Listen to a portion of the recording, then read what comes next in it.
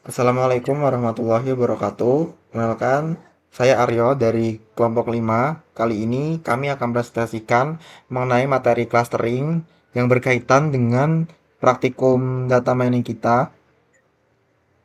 Langsung saja saya jelaskan mengenai PPT kita yaitu clustering. Oke, apa itu clustering dan karakteristiknya?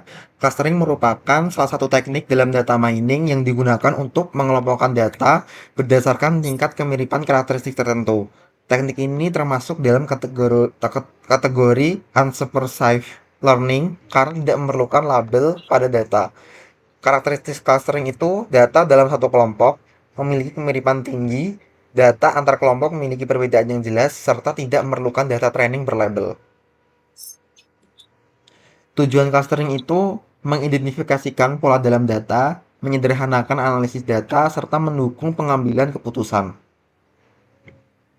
Jenis-jenis clustering memiliki beberapa pendekatan yang umum, antara lain partitioning clustering, contohnya K-means, hierarchical clustering, density-based clustering, contohnya di Basecamp.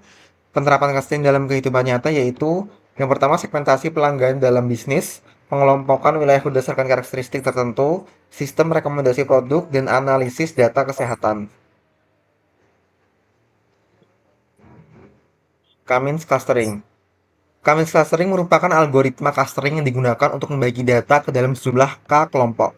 Setiap kelompok memiliki pusat yang disebut centroid yang digunakan sebagai representasi cluster. Langkah-langkah Cummins yaitu pertama menentukan jumlah cluster dengan simbol K, menentukan centroid awal secara acak, menghitung jarak setiap data ke centroid, mengelompokkan data ke centroid terdekat, memperbarui posisi centroid, mengulangi proses hingga hasil stabil. Kelebihan dan keterbatasan K-means. Kelebihan K-means yaitu algoritma sederhana dan mudah dipahami, proses komputasi relatif cepat, efisien untuk data dalam jumlah besar. Keterbatasan K-means yaitu harus menentukan jumlah cluster di awal, sensitif terhadap pemilihan centroid awal, kurang optimal jika terdapat outlier. Permasalahan utama yaitu menentukan jumlah cluster yang optimal agar hasil cluster akurat. Selanjutnya akan dijelaskan oleh saya. Yaitu salah satu metode yang digunakan untuk menentukan jumlah klaster optimal yaitu dengan elbow. Pengertian dari elbow sendiri yaitu merupakan metode yang digunakan untuk menentukan jumlah klaster optimal dalam algoritma Cummins. Nah, metode ini itu memanfaatkan nilai within cluster sum of square atau WCSS untuk mengevaluasi kualitas cluster. Nah, konsep dasarnya itu yang pertama yaitu menghitung nilai WCSS untuk berbagai nilai K, kemudian membuat grafik antara jumlah cluster dengan WCSS, kemudian menganalisis pola penurunan nilai WCSS. Nah, ini adalah interpretasi dari elbow method. Nah, di sini tuh terdapat sumbu X yang menunjukkan jumlah cluster dan sumbu Y menunjukkan nilai dari WCSS. Kemudian nilai WCSS akan menurun seiring bertambahnya jumlah cluster. Nah, titik di mana penurunan mulai melambat disebut dengan titik siku yang menunjukkan jumlah cluster optimal.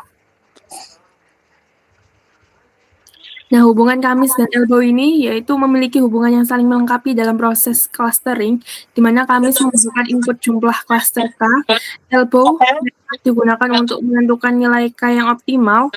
Kombinasi keduanya menghasilkan pengelompokan data yang lebih akurat dan efektif. Nah, kesimpulannya berdasarkan pembahasan yang telah dilakukan dapat disimpulkan bahwa clustering merupakan teknik dari pengelompokan data tanpa label. Kemudian Cummins adalah algoritma clustering yang sederhana dan populer.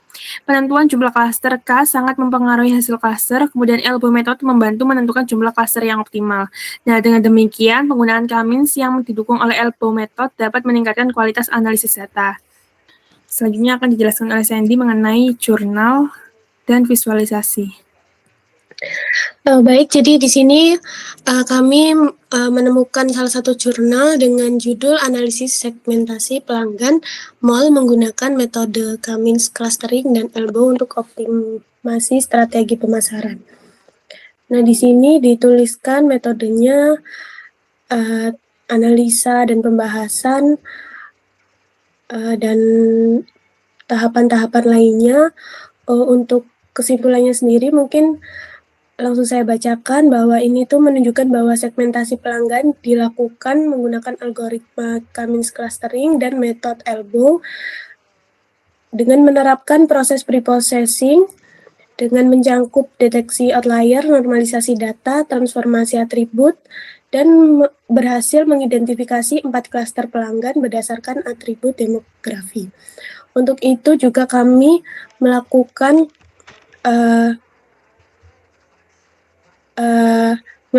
codingan untuk hasilnya sendiri. Untuk yang pertama itu ada jumlah baris dan kolomnya ada 200 dan 5, missing value-nya semuanya 0 dan sudah dicek. Duplikat juga sesuai dengan jurnal yang sudah kita ambil tadi, dan di sini kami menambahkan Silhouette score untuk hasil evaluasinya. Untuk visualisasinya sendiri seperti ini.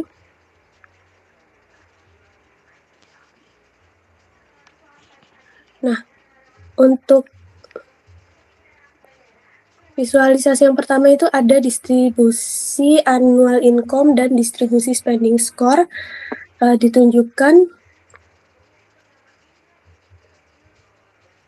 ada sekitar 40 hingga 80 sedikit customer dengan income sangat tinggi, lebih dari 100.000, dan distribusi cukup normal dan tidak terlalu miring. Untuk distribusi spending score-nya, ini berapa besar customer suka berbelanja yang tersebar dari 1 hingga 100. Dengan banyak customer ada 40 hingga 60, dan ada juga customer dengan skor tinggi 80 sampai 100 yang disebut dengan big spender. Lalu visualisasi selanjutnya itu ada elbow method.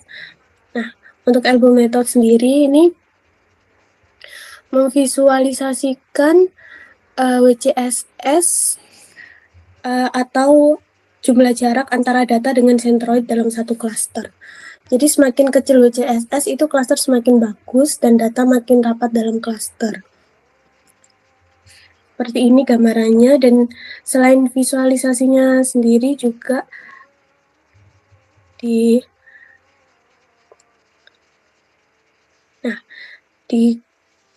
terminalnya juga sudah kami tambahkan untuk pembacaan lebih detailnya lagi. Selanjutnya ini ada visualisasi hasil clustering mall customer. Nah, di sini tuh menggunakan fitur annual income dan spending score. Titik warnanya itu data customer dengan tanda X besar itu sentroid pusat cluster di sini, dan ada 4 warna itu menandakan ada 4 cluster. Artinya sistem membagi customer menjadi 4 kelompok berdasarkan pendapatan dan perilaku belanja.